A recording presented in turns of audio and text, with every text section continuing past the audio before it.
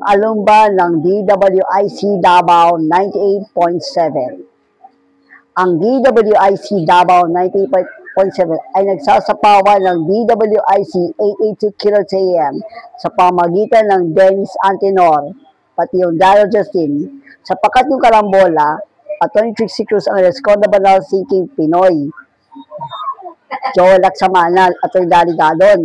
Sapagkat ang dahilan dito sa Yes Tapasio, pati yung Atty. Ferdy Tapasio. Ang tawag dyan, Bruno Sino. Santo de Precious ng Judith Estrada Larino. Kino-cover ko yan.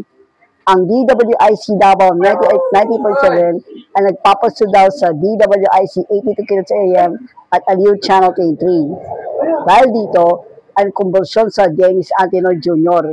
at doble banda. Dennis Antenor. DWIC Ronda Pilipinas.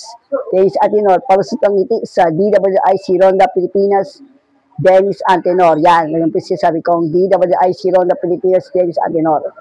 Sa DWIC Ronda Pilipinas, Dennis Antenor, sapagkat nandyan ang musika at balitaan at Pinoy gising. Dahil dyan sa David Oro G. Ibanez. Lumabas yung David Oro G. Ibanez sa tandem. Naglalag dito yung Angelo Baño. Ang Angelo Baño, main bareto. Dahil dyan sa music Robert Rivera at Loli Rivera Costa. DWIC Solo na bayan, I think. DWIC Solo na bayan sa Loli Rivera Acosta. DWIC Solo na bayan. At nandito tayo sa nagbabalita ng tama, naglilikot na tama sa DWIC 882.